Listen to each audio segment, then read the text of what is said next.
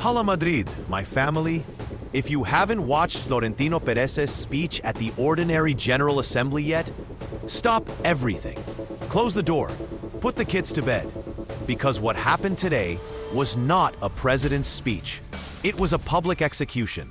Florentino just took Barcelona, Tebas, UEFA, the Negreira Case, the calendar, everything, lined them up against the wall and pulled the trigger without blinking. I'm shaking. I've got goosebumps. And if you're a Madridista, right now you should be standing up clapping, because the king is back on his throne, reminding everyone who runs world football. Let's break this absolute masterclass down, minute by minute, because this wasn't just words. This was war. First bombshell, the relationship with Barcelona is dead, buried, cremated. Florentino straight up said, the days of us defending them publicly are over. Super League alliance? Gone. Hand-holding against Tebas? Finished. Why? Because while we were trying to save football, Barcelona were allegedly paying the vice president of the referees committee for 18 years. 18. And now they're best friends with Ceferin and Tebas? Nah. Florentino said it without saying it. You sleep with dogs, you wake up with fleas. We are done carrying them. From now on, every time the Negreira Case is mentioned, Real Madrid will be there with the microphone saying, remember when? Let them drown alone. And then he went for the jugular on the calendar. 5 cruciate ligaments in 2 years. 5. Militao just went down again on international duty. Rudiger still out. Alaba barely back. And Tebas has the nerve to schedule us Wednesday, Saturday, Wednesday, like we're playing in the Segunda. Florentino dropped the stat that destroyed everyone. Some of our players played over 80 matches last season. 80. That's not football anymore. That's slavery with a ball. And who's organizing this circus? The same Tebas who cries poverty, but somehow finds time to kiss Barcelona's feet every week. Speaking of Tebas, oh my days. The little man ran to Twitter faster than Vinícius on a counterattack. Every year, Florentino outdoes himself. Messianic, sectarian, supremacist. Bro, you sound hurt. You sound scared. Because when Florentino speaks, the whole world listens. And when Tebas speaks, even his own echo falls asleep.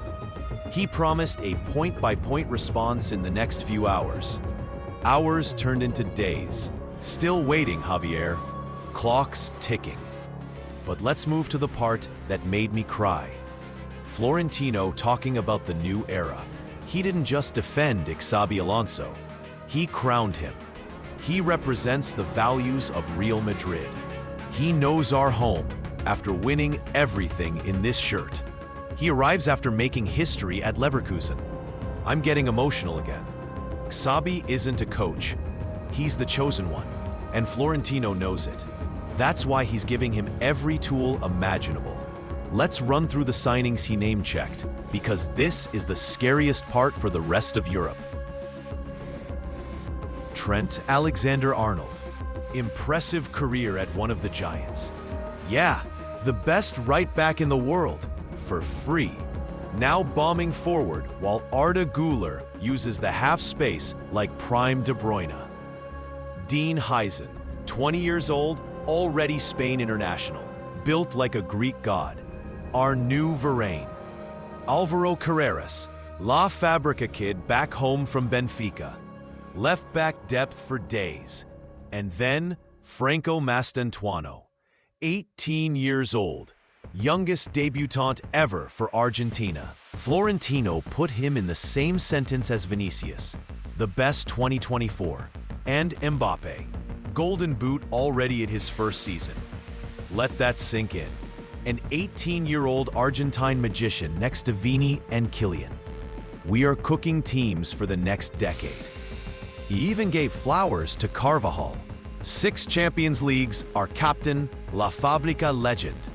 And then the line that finished me. We are leading LaLiga with a game in hand and in the leading group of the Champions League. With this talent, we will reach all the objectives. Translation? We're winning the double, maybe the treble, and there's nothing any of you peasants can do about it. But let's talk about what this speech really was.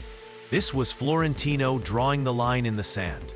On one side, Real Madrid, the biggest club in history, fighting for the future of football, protecting players from burnout, building a squad that will dominate for 15 years.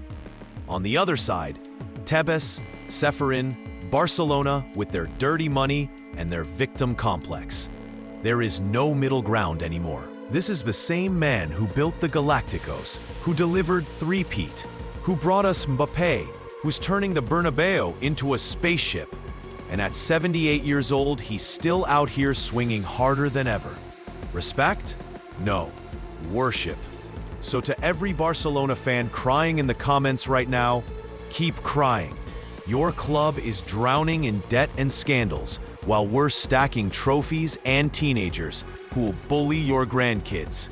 To Tebas, keep typing little tweets nobody's reading. To the Premier League fans saying we're finished, watch the table in May. And to my Madridistas, be proud, be loud. Today, Florentino reminded the world that Real Madrid doesn't ask for respect. We take it. Drop a Hala Madrid in the comments if you're riding with Florentino till the wheels fall off. Like the video if you believe we're winning La Liga by double digits.